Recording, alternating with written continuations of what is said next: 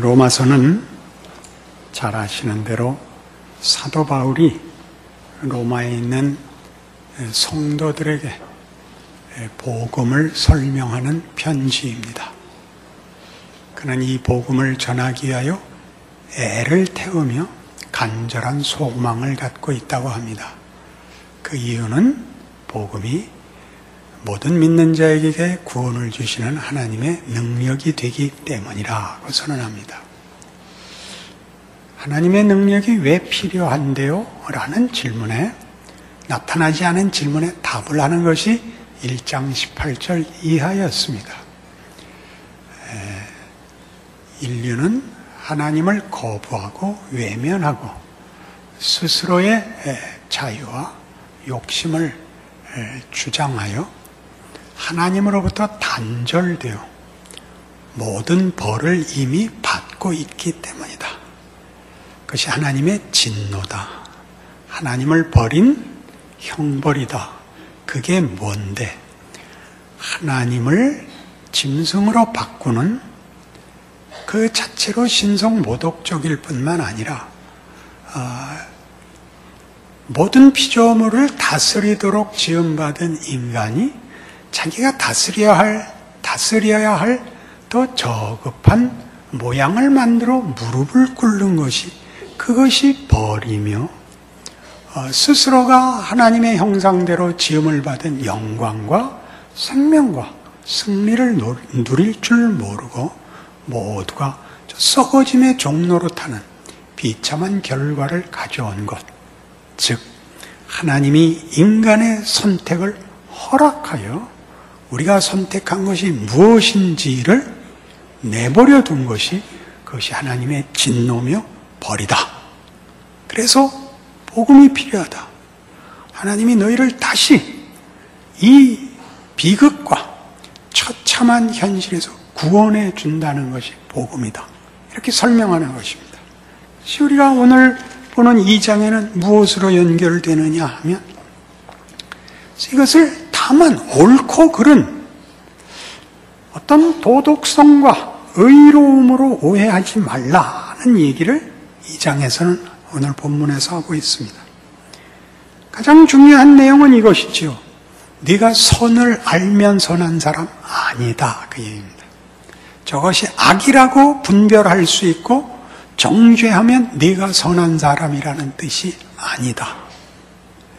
그러니까 1장 18절 이하에 나온 인류의 현실, 죄인된 비참한 현실이 하나님이 우리를 내버려둔 하나님의 진노라는 걸 기억하고, 우리가 어떻게 하나님으로부터 단절되어 스스로 채울 수 없는 자신의 하나님의 창조물로서의 영광에서 멀어져 있는가를 깨닫지 못하면 우리는 보다 작은 것으로 자기를 기만할 수 있다. 그게 일종의 도덕성일 수 있다고 얘기하는 것이 2장입니다. 선이 무엇인지 아는 것, 저 사람이 틀렸다고 지적할 수 있는 것, 그게 아니라 네가 선을 행할 수 있어야 된다. 이게 골자입니다. 선을 행한다는 것은 그런 차원에서 악이 아니고 선을 선택하는 얘기가 아니라, 바울이 하고 싶은 이야기, 복음을 전하고 싶은 그 아주 속타는 내용은 하나님과 관계가 회복되지 않고는 인간에게 선이 흘러들어올 수 없다. 그 얘기를 하고 싶은 겁니다. 회개하라를 얘기하고 있지 않습니다. 로마서 2장에서 모두가 틀리는 이유가 우리의 죄를 낱낱이 지적하고 외면할 수 없게 만들어 우리 모두를 움켜쥐어 회개하라고 촉구한다고 읽는 것입니다. 아닙니다. 그 얘기하고 있지 않습니다. 현실을 얘기하고 있습니다. 따져보기로 하죠. 마태복음 18장입니다. 마태복음 18장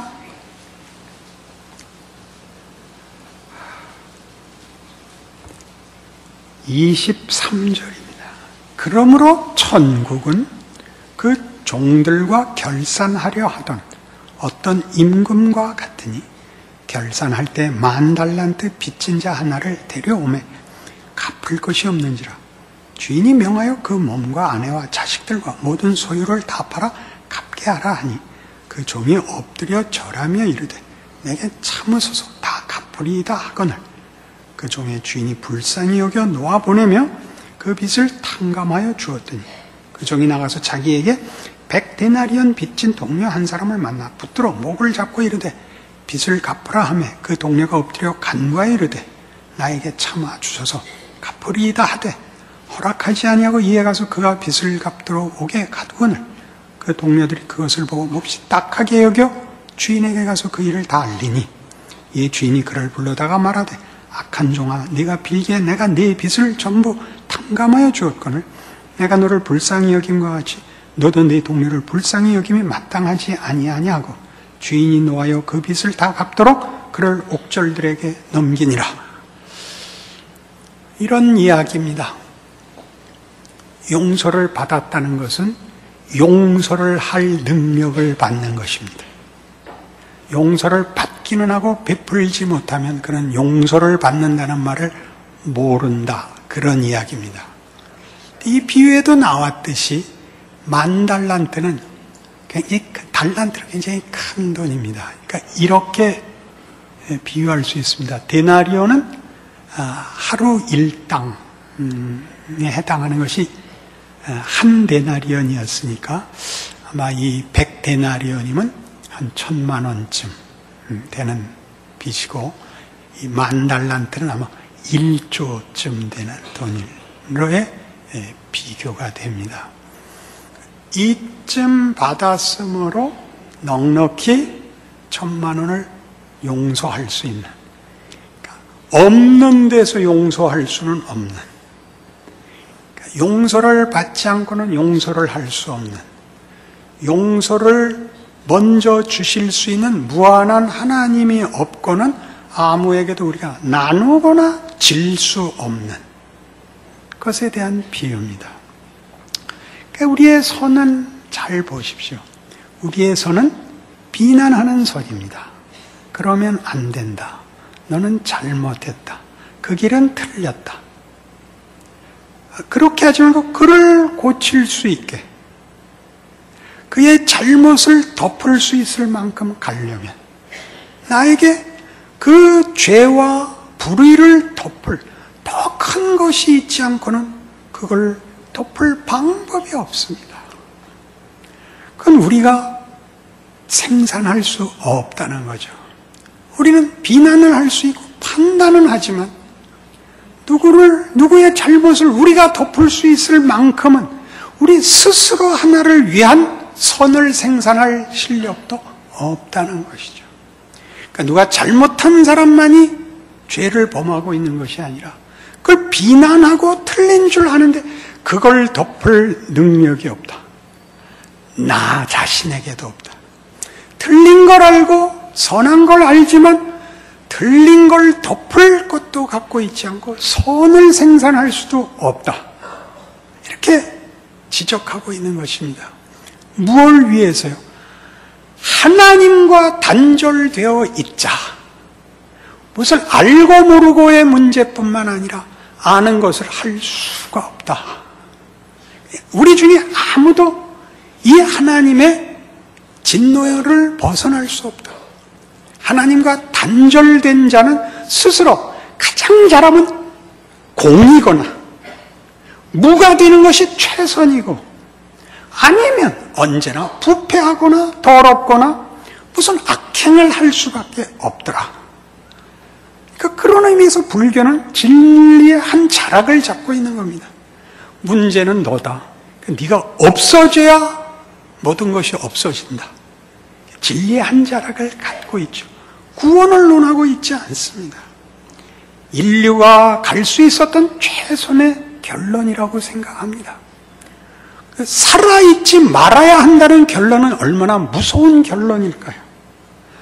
홀로는 아무런 가치와 의미를 생산할 수 없는, 자족할 수 없는 존재라는 걸 알면 어떻게 하자는 건가요? 그렇게 살 수는 없지 않습니까? 살아있는 한은 쓸모있고 이유 있어야, 정체성과 만족감이 있어야 살을 거 아닙니다. 아닙니까? 희망이 있어야죠. 성경은 그것을 위하여 우선 이것을 지적하는 겁니다. 하나님과 단절된 것이 모든 문제다. 하나님으로부터 공급을 받지 않으면 너희는 선을 행할 수가 없다. 선을 생산할 수가 없다. 나눌 수가 없다. 너 자신이 이미 부패와 왜곡과 부재의, 선의 부재의 희생자이다. 그것밖에 기다릴 것이 없다. 그렇게 말하고 있는 것입니다. 마태복음 25장에 가실까요?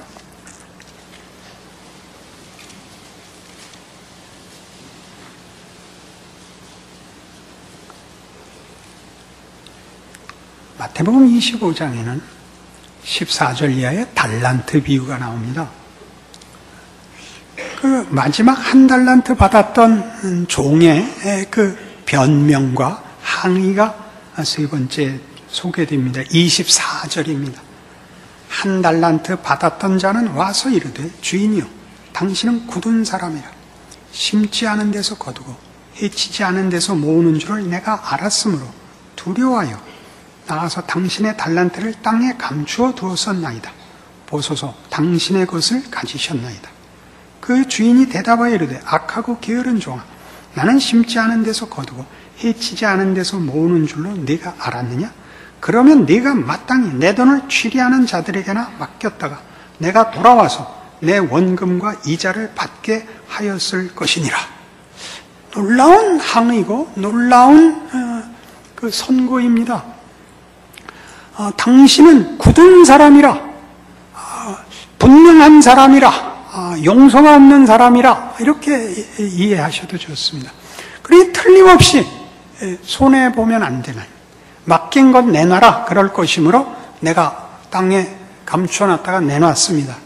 주인은 당신은 원칙을 지키는 분이고 고든 사람이기 때문에 내가 두려워하여 감췄다 내놨습니다. 그래? 그럼 왜 은행에 맡겨서 이자라도 붙게 하지 않았느냐? 판결이 이렇게 나옵니다. 하나님이 이 세상을 창조하시고 모든 그 생물들에게 이런 축복을 선언하십니다.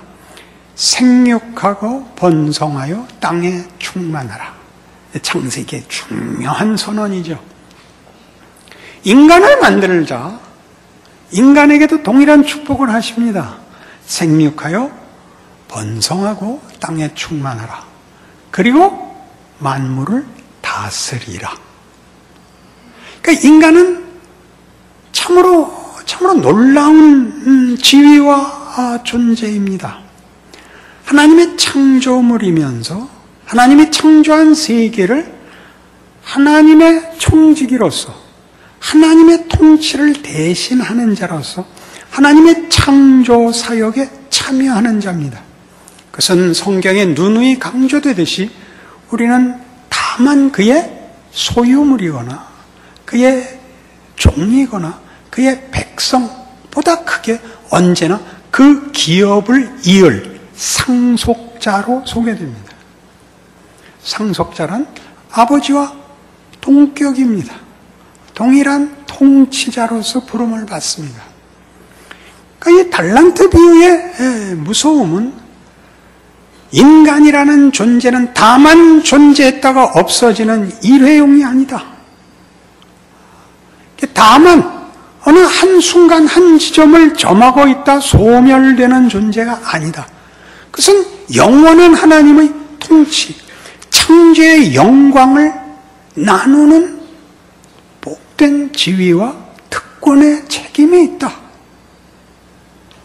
너 하나는 너 하나로 그치지 않는다.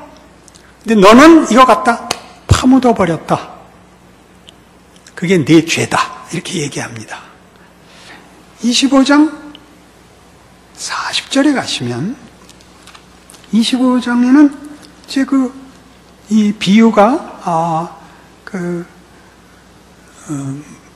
이 달란트 비유만 있는 것이 아니라 염소와 양 비유가 있습니다. 한쪽에는 주께 칭찬받는 자들, 한쪽에는 주께 심판을 받는 이들이 있는데 잘 아시니까 생략하고 이 선고만 보십시다. 40절. 임금이 대답하여 이르시되 내가 진실로 너에게 이르노니 너희가 여기 내 형제 중에 지극히 작은 자 하나에게 한 것이 곧 내게 한 것이니라. 그게 뭐였냐면 우리가 언제 주께서 굶주리고 병들고 옥에 갇힌 것을 보고 도왔습니까? 그렇죠? 지극히 작은 자 중에 한 것이 내게 한 것이다. 똑같습니다. 구중도 45절 이에 임금이 대답하여 이르시되 내가 진실로 너희에게 이르노니 이 지극히 작은 자 하나에게 하지 아니한 것이 곧 내게 하지 아니한 것이라 그럽니다. 동일하게 구중이 그렇게 나오죠. 우리는 지금 무슨 문제에 직면해 있냐면 로마서 2장에 의해서 우리가 얼마나 선을 생산할 능력이 없어서 우리 한 사람의 도덕성을 만족시키는 것보다 크게 하나님의 일하심과 단절되어 무익하고 한없이 악한 존재가 되었는가 하는 지적 앞에 서 있습니다.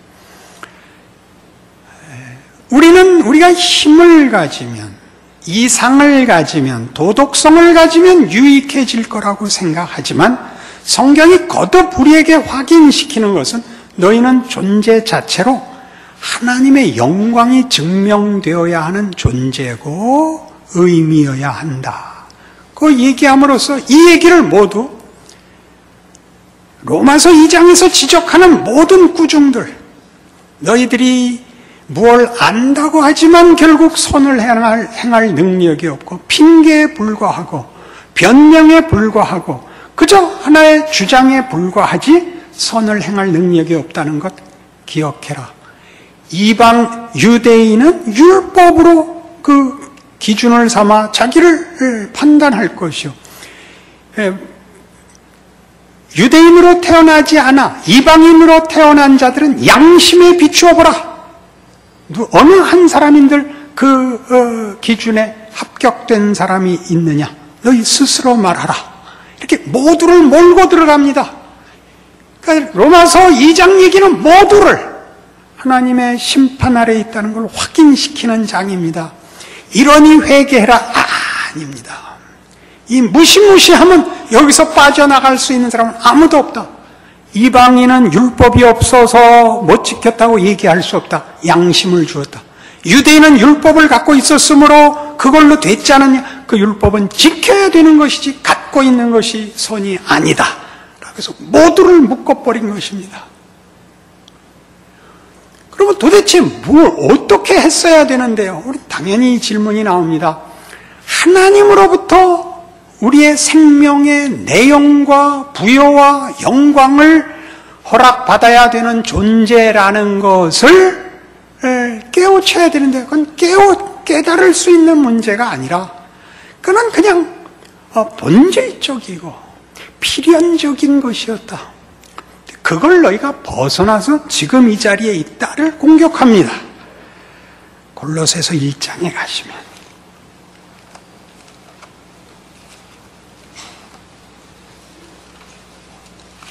신약 성경 323페이지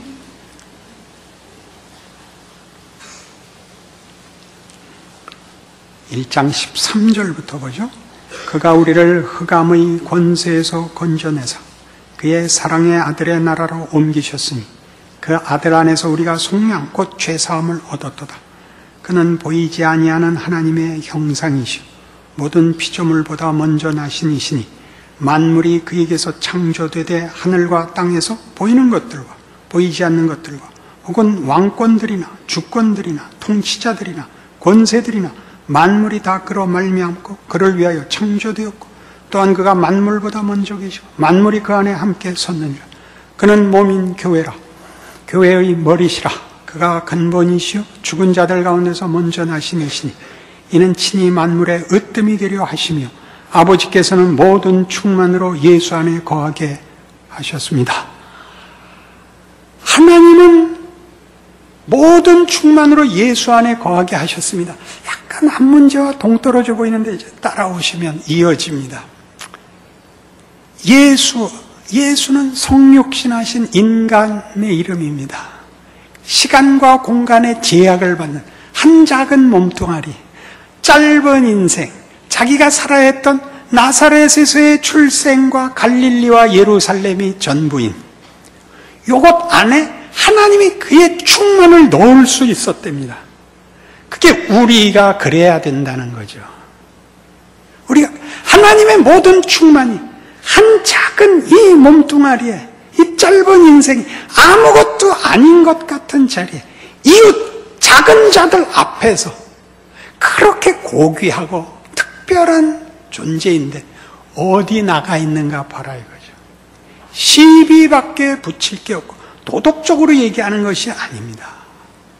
선을 행할 수가 있습니다. 있어야 행하죠. 있어야. 우리가 행하는 선은 기껏해야 그러지 말자가 다이지, 그러지 말자의 방향에서의 내용은 없지 않습니까?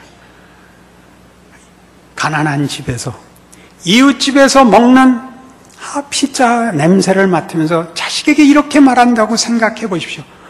저 패스트푸드를 먹으면 몸에 나쁘댄다.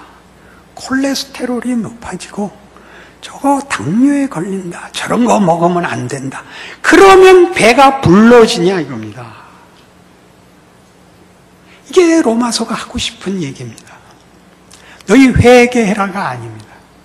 그러면 왜 이렇게 몰아치는가? 회개해라도 아니고 거기서 돌이켜라가 아닌데 이 무섭게 아무도 도망갈 수 없는 너희가 어느 자리에 있는지 봐라. 하나님을 떠나서 하나님이 너희를 버려두었다는 벌이 무엇인지를 봐라 라는 무시무시한 밀어붙임은 무엇을 위해서입니까? 이런 것을 위해서입니다. 마태복음 13장 아시죠?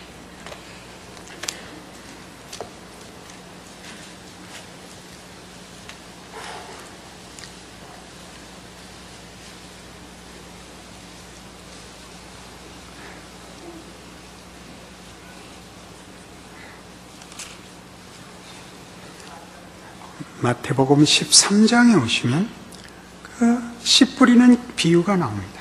10절 제자들이 예수께 나와 이르되 어찌하여 그들에게 비유로 말씀하시나이까? 대답하여 이르시되 천국의 비밀을 아는 것이 너희에게는 허락되었으나 그들에게는 아니 되었나니 무릇 있는 자는 받아 넉넉하게 되되 없는 자는 그 있는 것도 빼앗기리라. 그러므로 내가 그들에게 비유로 말하는 것은 그들이 보아도 보지 못하며 들어도 듣지 못하며 깨닫지 못함이니라. 이사야의 예언이 그들에게 이루어졌으니 일렀으되 너희가 듣기는 들어도 깨닫지 못할 것이요 보기는 보아도 알지 못하리라. 이 백성들의 마음이 완악하여져서 그 귀는 듣기에 둔하고 눈은 감았으니 이는 눈으로 보고 귀로 듣고 마음으로 깨달아 돌이켜 내게 고침을 받을까 두려워함이라. 이게 무슨 무시무시한 인용입니까? 이사야 6장의 말씀을 인용한 것입니다. 이사야가 하나님의 존전의 부름을 받아 서서 하나님의 한탄을 들으십니다. 누가 우리를 위하여 갈고 주여 내가 여기 있나이다 나를 보내소서. 그러자 주신 말씀입니다. 가라. 그러나 그들이 봐도 모르고 들어도 모르고 돌이키지 않을 것이다. 그러나 가라. 그 인용은 바로 그렇게 예수님이 오셨다는 거죠. 회개를 시키러 오신 것이 아니고 감동을 시키러 오시지 않았습니다. 이 하나님을 거부하여 갈 때까지 간 인류 역사와 인류의 고집에 하나님은 창조주로서의 하나님의 성실하신 의지를 지키고 계시다. 이 둘이 충돌하고 있는 것입니다. 누가 이길 것 같습니까? 누가 이길 것 같습니까? 각자 그 앞에 항복하는 순간이 있는 거죠. 우리의 끝없는 고집을 인류 역사에서 얼마든지 보았듯이 당연히 로마서 2장을 쓸 필요가 없는 다 거짓되고 선을 행하는 자 없고 다 무익해지고 목구멍은 열린 무덤이라는 이 지적을 나열할 필요가 없죠. 말해도 모르고 회개하지 않을 자들임을 아십니다. 그들을 회개시키지 않습니다. 하나님이 그걸 가로질러 인류가 거부한 그 버티고 있는 고집을 그의 힘으로 꺾으실 것입니다. 예수 그리스도에 의하여 역사상의 실체로 하나님이 찾아오사 역사를 뒤집어 놓는 것입니다.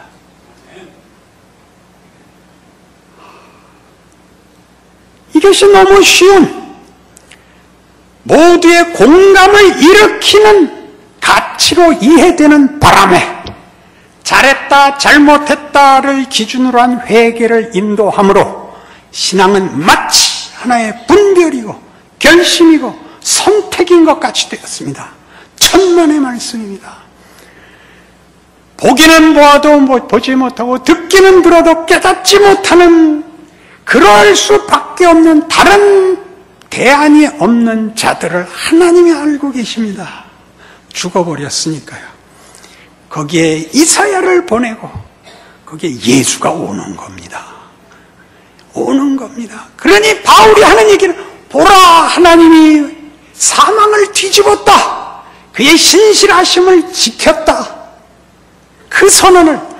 그러니 아까 본 우리 골로새서 1장에서 본 바와 같은, 아버지께서는 모든 충만으로 예수 안에 있게 한 이 진정한 하나님의 피조물인 인간의 영광, 자랑, 그걸 살아라.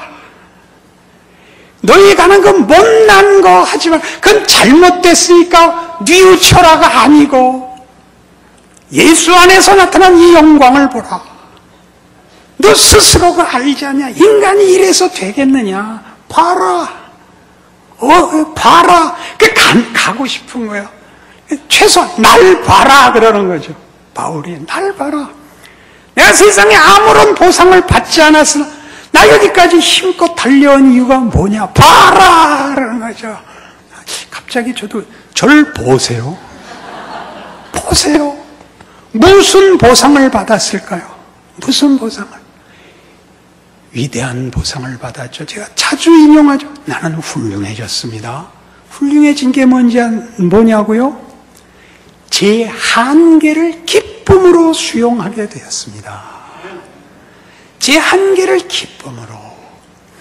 모든 부족과 모든 한계에도 불구하고 예수 그리스도 안에 모든 충만을 주신 예수 안에서 내가 충만한 게 갖고 있다는 걸 압니다. 넉넉하게 나누고 어쩌고 하는 지위를 주신 것이 아니라 내 옆에 붙여준 사람들 앞에서 하나님의 풍성하심이 흘러넘치는, 그래서 이 세상이 감당 못하는 것들을 기꺼이 짊어질 수 있는, 예수께서 그렇게 걸어가신 성육신같이 인생을 살 수 있게 된 겁니다. 그럼 매일 할렐루야가 나올 거라고 생각하십니까? 그렇지 않습니다. 제가 훌륭해졌다 그러잖아요. 욕을 먹을 수 있습니다. 고난을 당할 수 있습니다. 그건 우리가 하나님을 외면해서 생긴 것들입니다. 허망하고 의미가 없고 쓸모가 없고 헛되다는 것을 매번 합니다. 여러분, 세상에서 약속한 모든 것들이 거짓말이라는 거 아시죠? 거짓말입니다. 그것은 잠깐 시간을 잇는 마약 같은 것이지 우리에게 영원한 가치가 되는 것을 세상은 제공하지 못합니다. 세상 자체도 하나님의 은혜 위에서만 존재한다는 것을 기억해야 할 때입니다. 그러므로 이것 기억하십시오. 세례 요한이 옥에 갇혀 이제 죽을 날을 기다리면서 자기가 증거한 예수가 정말 메시아인지 아닌지 의심이 들었습니다. 메시아는 그것보다 더 권력과 크기를 가질 거라고 기대를 했는데 전혀 예상치 않은 사역을 하고 계시는 겁니다. 제자 둘을 보내죠. 우리 선생님이 메시아가 맞는지 물어보라고 해서 왔습니다. 가서 보고 듣는 것을 얘기해라. 문둥병자가 나으며 소경이 보며 안전뱅이가 일어나며 죽은 자가 살아난다 하라. 우린 누구죠? 살아난 죽은 자입니다. 생명을 갖고 그 생명의 내용을 갖고 그 풍성함을 가지며 그 찬란함을 가지는 것입니다.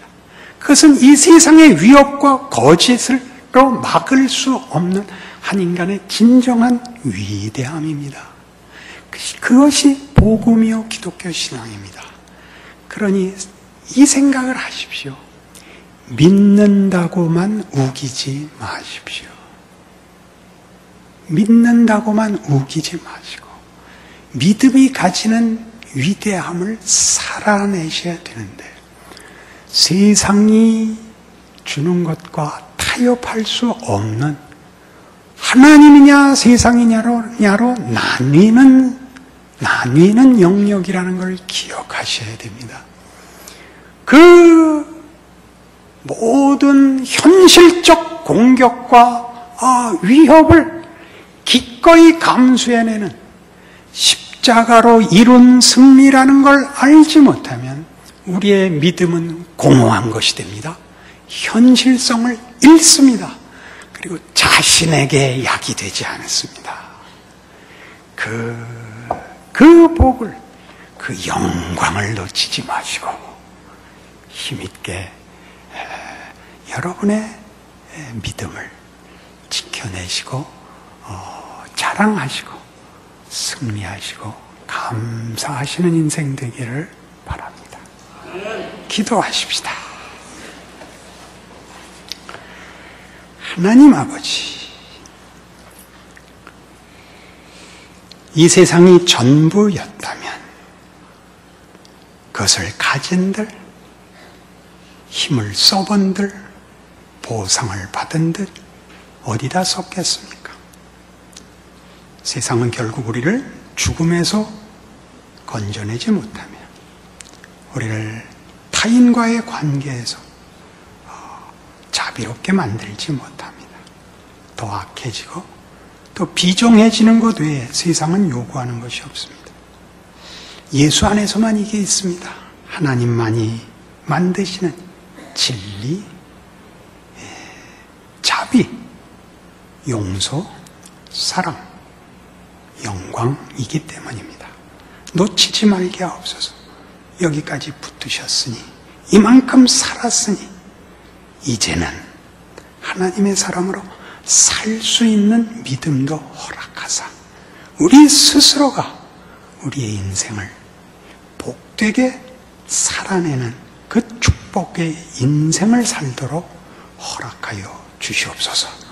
예수님 이름으로 기도합니다. 아멘.